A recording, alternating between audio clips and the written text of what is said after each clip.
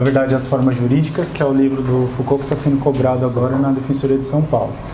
Na aula passada nós vimos que, no primeiro momento, existem dois modelos de práticas judiciárias que são trabalhados no livro. Tem o modelo da prova e o modelo do inquérito.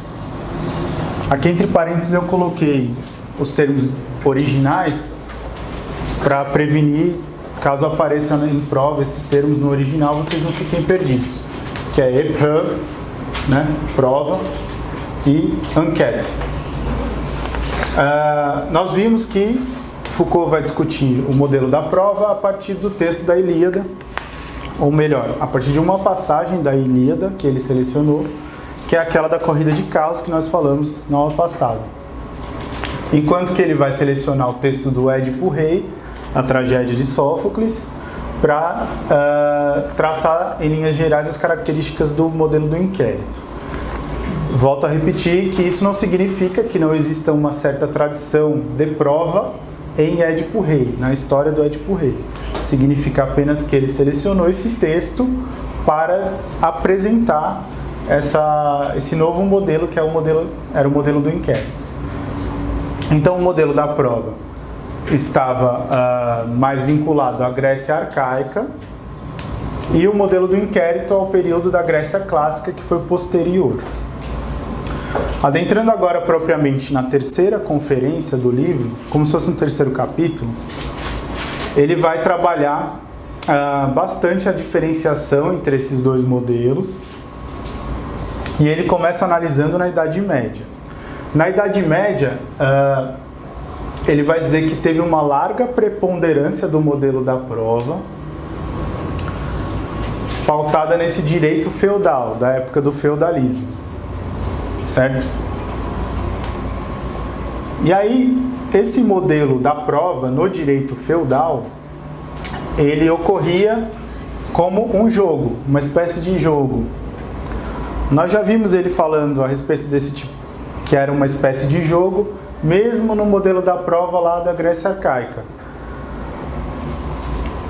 Mas aqui vai ficar um pouco mais detalhado, um pouco mais claro por quê. Ele fala em primeiro lugar que era uma espécie de jogo social. Jogo social porque a solução do caso dependia muito da importância social dos envolvidos, do peso social deles.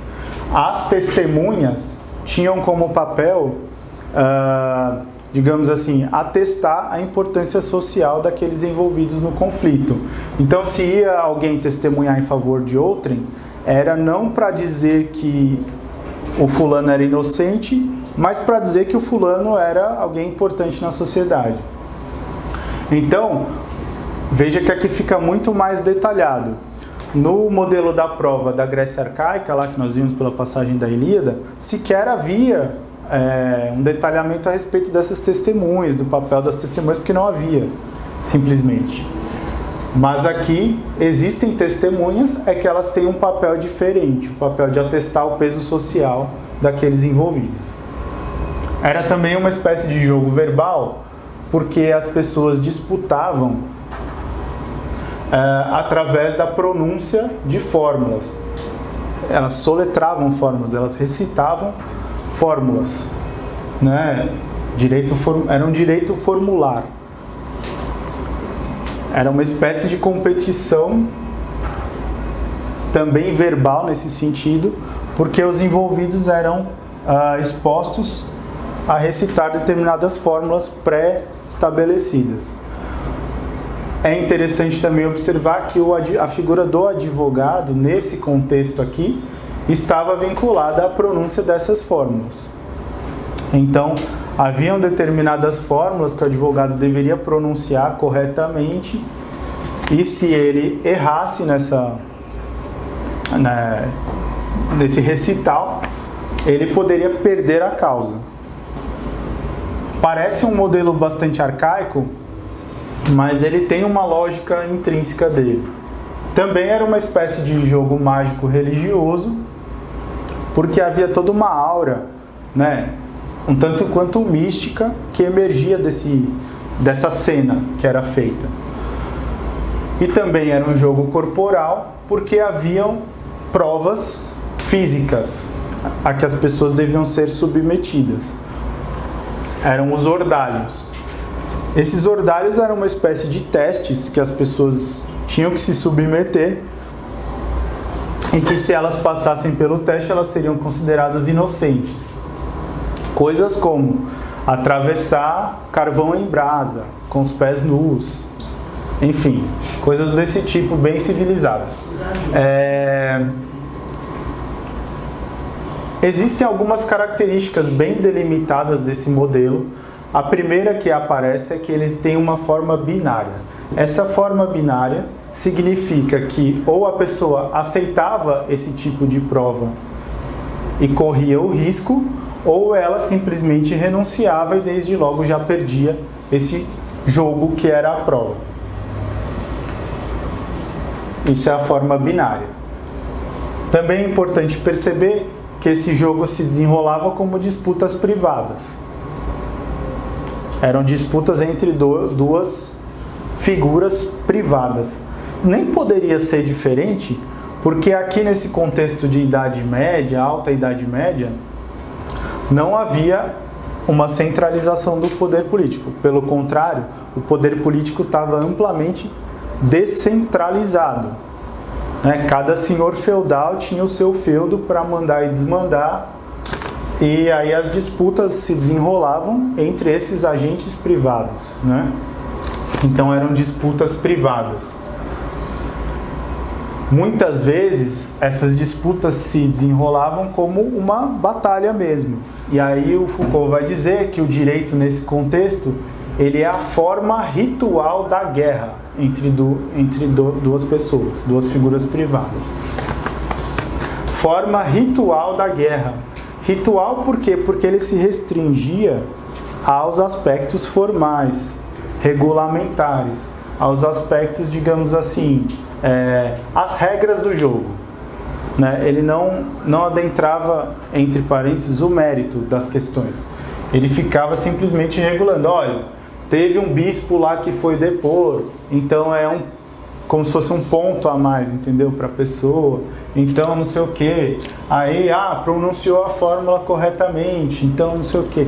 Então era uma espécie o direito se restringia às regras desse jogo. Era um aspecto simplesmente formal. Esse jogo também, esse modelo da prova, ele termina com vitória ou fracasso de quem está ali envolvido nessa contenda, nessa contestação. Só que tem um detalhe: ele termina com a vitória ou fracasso de uma determinada pessoa, mas ele pode terminar por um acordo. Essa disputa pode terminar por uma espécie de acordo. Esse acordo, como que acontecia? Vinha um árbitro, um terceiro, escolhido normalmente pelas partes, e esse árbitro arbitrava uma soma em dinheiro para um pagar para o outro. Em dinheiro ou em bens, enfim. Essa soma era considerada um resgate da paz. Resgate da paz porque, enquanto as pessoas estavam imersas naquele conflito, elas estavam imersas em ciclos de vingança. Então era assim, um foi lá, sequestrou a filha do outro. Então calma aí, como que é a regra agora? Então ele pode ir lá agora e pegar a filha também do outro. Aí ficava nisso. Por isso que é o resgate da paz, porque uma vez paga aquela determinada quantia, o sujeito envolvido nesse tipo de disputa poderia resgatar a paz para si próprio, para sua família, para seus bens ali, o seu feudo. Por isso que é o resgate da paz. Esse árbitro que vinha arbitrar um acordo entre ambos, ele era a mesma, digamos assim, a mesma figura que atestava essa regularidade formal do direito, que atestava essa observância das regras do jogo, tá? E aí tem uma característica também importante, que a prova, ela revela o mais forte, Ela é um jogo montado para que o mais forte vença, prevaleça. Mais forte do ponto de vista social, físico, digamos, entre aspas, espiritual, mas na verdade religioso. Então era uma forma de medir quem era o mais forte. Tem uma coisinha bem complicada que o Foucault fala a respeito disso, complicada porque é assim, expressão assim, densa, né, difícil, que ele fala que a prova ela funciona como um operador de direito. Ele visa revelar quem tem o direito, não quem tem a razão. Quem tem o direito nesse sentido por ser mais forte só, tá? Ele não é um operador de verdade. Ele revela direito, ele não revela verdade. Ele não é um operador de verdade. Aí tem uma palavra bem difícil que ele usa, que ele fala que não é um operador apofântico. Não é um operador apofântico, a prova. Apofântico nada mais é do que isso, essa revelação da verdade, verdade real, né? Não é um operador apofântico, é um simples operador do direito.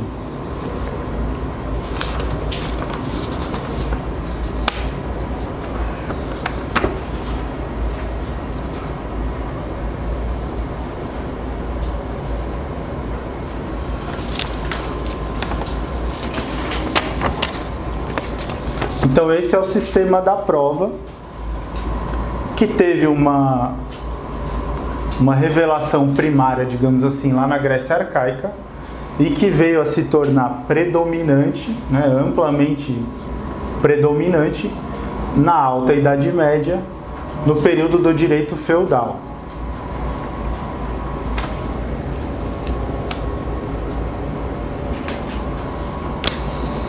Aqui também, quando ele fala sobre esse árbitro, ele vai dizer o seguinte: ele se restringe a testar a regularidade do jogo, porque esse jogo se desenvolve de forma automática. Ele se desenvolve de uma forma um tanto quanto espontânea. Não precisa, esse árbitro não é como um juiz que vai ali, digamos, conduzir o procedimento.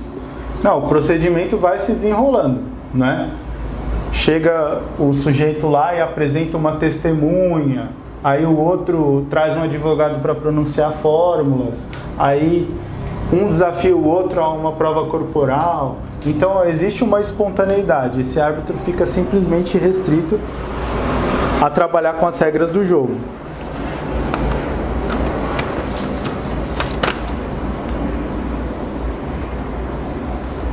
Tudo bem até aqui?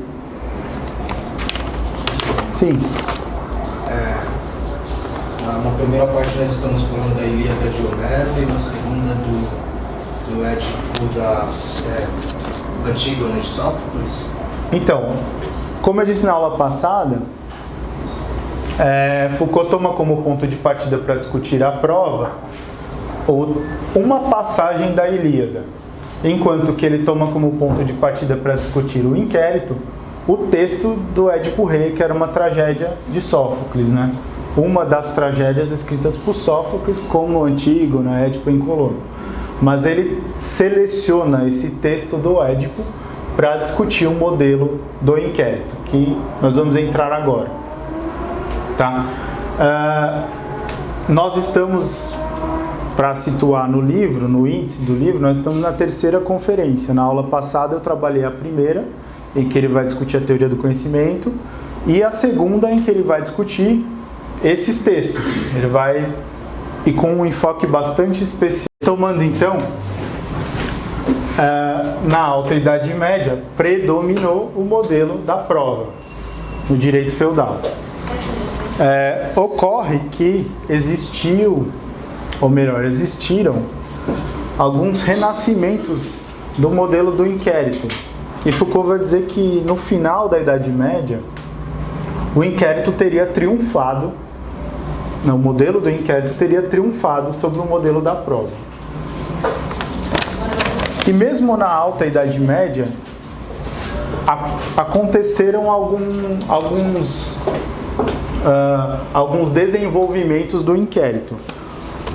A primeira forma que vai se desenvolver dentro da Idade Média de inquérito é essa prática administrativa aqui do Império Carolíngio.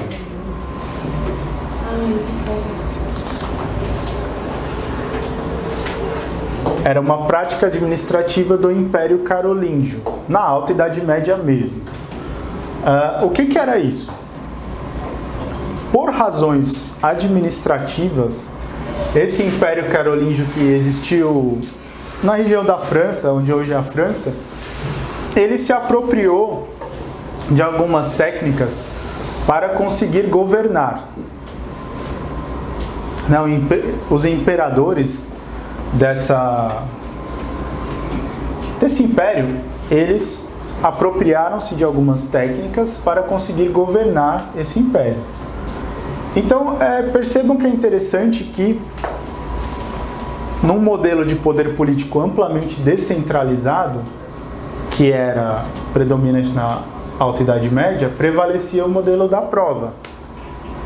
Quando você tem um espaço em que o poder político acaba se concentrando mais, como um império, né, esse Império Carolíngio, o modelo do inquérito encontra um ambiente mais favorável para se desenvolver. E o que era, na verdade, essa prática administrativa do inquérito? Esses imperadores vão se apropriar da forma de fiscalização das paróquias desenvolvida pela Igreja Católica. A Igreja Católica tinha um modelo de fiscalizar as suas paróquias, de saber o que estava acontecendo ali, de um modelo de inquisição mesmo, né? Interna, digamos assim, interna corporis da Igreja, e que o Império Carolíngio vai se apropriar disso e vai falar, isso é interessante. Mas ele vai se apropriar e vai metabolizar. O que vai ser feito? Ele vai criar uma espécie de conselho, né, conselhos de notáveis. Então, o imperador reunia ali personalidades de diversos âmbitos de atuação para resolver questões práticas mesmo, questões administrativas. Né? E aí o imperador vai questionar essas pessoas e eles vão dar conselhos, eles vão, entre parênteses, entre aspas, melhor dizendo, testemunhar. Então é uma espécie de testemunho muito diferente daquele que existia no modelo da prova. No modelo da prova, nós tínhamos um testemunho que era só para provar o peso, a importância, a riqueza da pessoa que estava envolvida. Aqui nessa prática administrativa, nós vamos ter uma espécie de testemunho, mas que é especializado, que é destinado realmente a uma pesquisa a respeito da verdade. Não é? Então, nós temos esses conselhos de notáveis que eram uma prática administrativa do inquérito.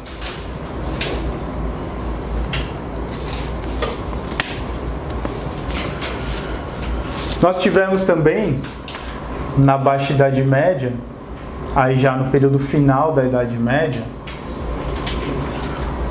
um outro renascimento do inquérito, que vai ser no âmbito artístico, científico e universitário. Porque ele vai se desenvolver como uma espécie de pesquisa, na verdade. Então esse modelo, essa coleta de testemunhos, não é? De diversas opiniões, ela vai se revelar útil no ambiente do renascimento cultural. É interessante nós observarmos que nesse período do renascimento existe uma retomada da Grécia clássica, né? Como um valor, como um ideal a ser perseguido. Então é natural também que esse modelo do inquérito seja retomado como algo bom. Com relação às universidades, é interessante também que ele coloca o seguinte: durante a Baixa Idade Média foi que surgiram as universidades. Mas num primeiro momento essas universidades, a produção ali daquele conhecimento de maneira bastante arcaica, era desenvolvida como uma espécie de disputa sobre um conhecimento, digamos assim, literal, enciclopédico, não é? As pessoas disputavam conhecimento de textos mesmo, literais, né? Textos literais, e faziam disputas, né? Para ver quem conhecia o autor mais importante, quem conhecia o texto que tinha maior peso. Então era uma espécie de modelo da prova no âmbito universitário. À medida que o Renascimento e que as ciências vão surgindo, vão se desenvolvendo, existe esse modelo vai ficando ultrapassado, e mesmo nas universidades se vai promover uma coleta de diferentes opiniões, uma coleta de testemunhos, uma coleta de produções de diferentes especialistas.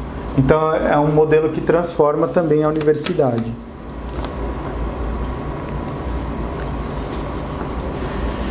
E aí ocorre a grande virada, que é a partir do surgimento do Poder Judiciário. Quando o Estado vai se centralizando e estruturando os seus poderes, né, no final da Idade Média, mas principalmente já na modernidade,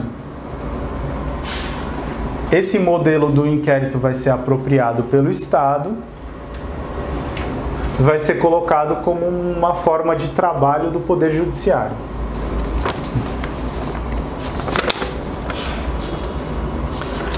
E aí tem uma colocação, uma razão para isso que ele fala, que é bem interessante, que na raiz do surgimento do Poder Judiciário está a ideia do flagrante. É a ideia do flagrante que vai permitir que o Poder Judiciário que estava nascendo, ou melhor, que vai dar a razão para que o Poder Judiciário que estava nascendo se aproprie desse modelo do inquérito, esse modelo de bastante testemunhal, de depoimentos, de coleta de elementos. E por que isso? Porque nós vimos que na Alta Idade Média predominou esse modelo de disputas privadas, mas havia algumas exceções essas em que toda a coletividade se sentia no direito de participar daquele conflito, né? E uma dessas situações era a situação de flagrante delito. Então, quando o indivíduo era apanhado efetivamente no momento em que ele estava, por exemplo, roubando, aí a coletividade tinha o direito de pegar esse indivíduo em custódia e levar para a autoridade política do local para decidir o destino dele. Isso era uma coisa que existiu lá mesmo no direito feudal, mesmo quando predominava o sistema da prova, essa sistemática do flagrante já acontecia. Só que aí o que acontece? Era uma coisa que tinha que ser resolvida ali na hora. Então o indivíduo foi pego roubando, numa feira comercial, por exemplo, ele era já levado e aquilo tinha que ser decidido ali na hora, por meio das testemunhas que efetivamente estavam no local e que viram o que aconteceu. E aí o detentor do poder político ia decidir ali o que ia ser feito. Quando o Poder Judiciário vai surgir, ele vai se apropriar disso aqui para generalizar essa situação de flagrância. Porque aí ele vai conseguir usar o inquérito como instrumento geral de trabalho dele. E como é que isso vai ser feito? Com uma transposição desse flagrante para um momento futuro. Como que isso era feito? Por meio de depoimentos, de testemunhas. Já não precisaria mais ser resolvido ali imediatamente. Num momento futuro, você reunia pessoas que sabiam alguma coisa sobre aquele evento e que iam ali testemunhar.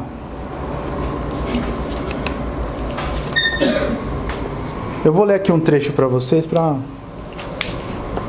vocês verem como que funcionava.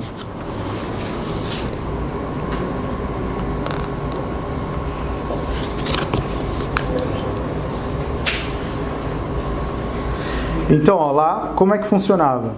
Na situação do flagrante delito, um indivíduo era surpreendido no exato momento que cometia o crime, e nesse momento as pessoas tinham o direito de levá-lo ao soberano, ao detentor do poder político, e dizer: nós o vimos fazendo tal coisa, e consequentemente é preciso puni-lo ou exigir reparação.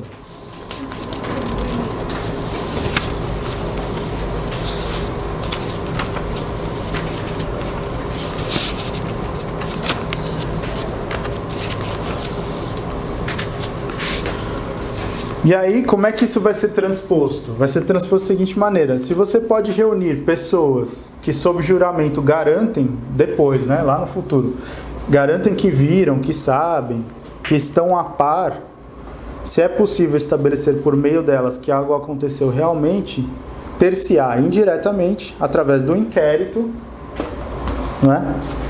Através do inquérito, por intermédio das pessoas que sabem, o equivalente a um flagrante delito. Então, é o seguinte, esse momento do flagrante ele vai ser representado lá na frente, no momento como se fosse uma audiência posterior.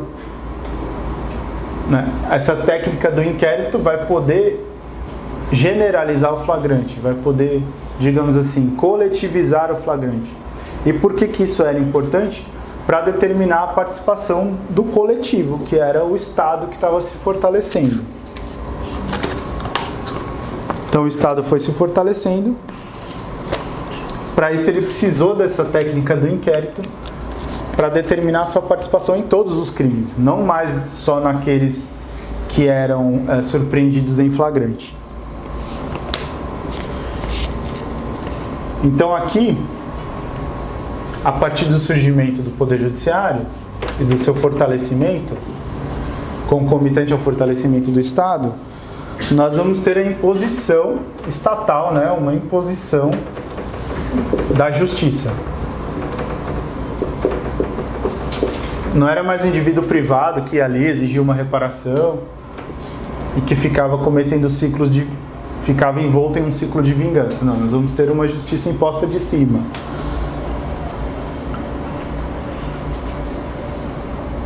Aí vai surgir a figura do procurador, que nada mais é do que um acusador, né, público. Uma espécie de ministério público.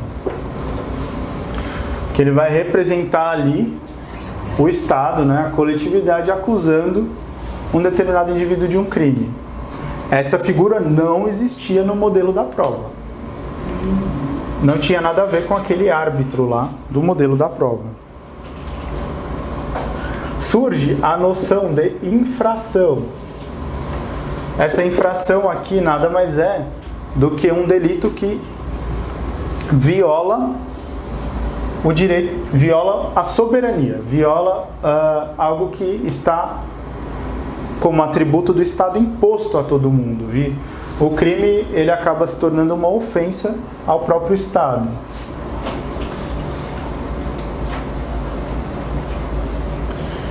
E também vai surgir uma coisa interessante, que eram os mecanismos de multa, que nada mais eram do que confiscos. Então o Estado passou a se arvorar o direito de confiscar bens, dinheiro, das pessoas envolvidas num determinado litígio. Então passaram a ser impostas multas também ao indivíduo que cometia determinado delito ou que violava determinada regra.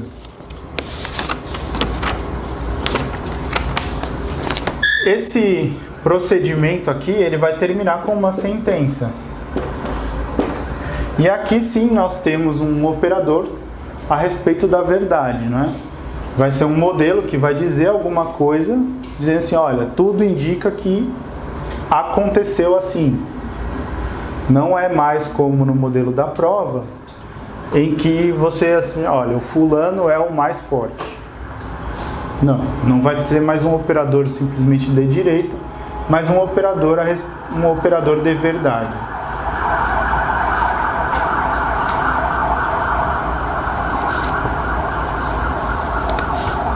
Esse é o modelo do inquérito como ele surgiu ali na Baixa Idade, ou melhor, como ele teve essa origem na Idade Média, mas ele se impôs basicamente na modernidade inteira, vencendo em definitivo, ou quase em definitivo, o modelo da prova. Foucault vai dizer que o inquérito, tal como nós conhecemos hoje enquanto modelo de pesquisa da verdade, ele teve uma dupla origem.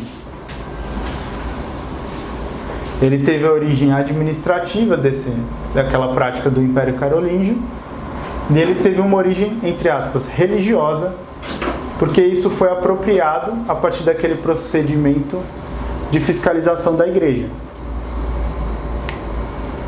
Então tem essa dupla origem. Não é por acaso que embutido aqui na ideia de infração, de delito, vai ter quase que uma noção de pecado. E é uma noção da qual nós não nos livramos completamente, mesmo hoje. Existe essa associação é feita e ela está ligada à origem do inquérito. Tudo bem até aqui? Vamos fazer uma pausa. Na volta, gente, é o seguinte, eu tô meio nervoso. Por que eu tô meio nervoso? Porque isso aqui é a terceira conferência do livro. O livro tem 5. Na volta do intervalo, nós vamos falar da 4ª e da 5ª conferência, mas como se não bastasse, nós vamos fazer de forma integrada com o livro Vigiar e Punir, do Michel Foucault. Porque eu acho que fica mais claro. E não só mais claro, como mais completa a compreensão. Nós vimos que a Verdade e as Formas Jurídicas é de 1973, foi um ciclo de palestras que o Foucault deu na PUC do Rio de Janeiro, em 1973, e o Vigiar e Punir foi publicado em 1975, o que significa que as pesquisas do Vigiar e Punir já estavam bastante avançadas quando Foucault proferiu essas palestras. Não só estavam bastante avançadas, como elas eram o centro da investigação dele naquele momento. Então, retornando do intervalo, nós vamos trabalhar a 4ª e a 5ª conferência, que ele vai mostrar como que esses dois modelos aqui, do inquérito e da prova, acabaram se tornando um pouco irrelevantes, né? Eles acabaram sendo, assim, digamos que atropelados por uma coisa que foi surgindo na prática. Toda essa questão teórica que foi formulada, que foi bastante consolidada, em alguns âmbitos específicos, ela foi assim, atropelada por questões práticas. Não quer dizer que o inquérito desapareceu, nem mesmo a prova. Eles existem e têm um peso bastante importante na nossa sociedade. Mas existem outros modelos que acabaram se impondo do ponto de vista prático.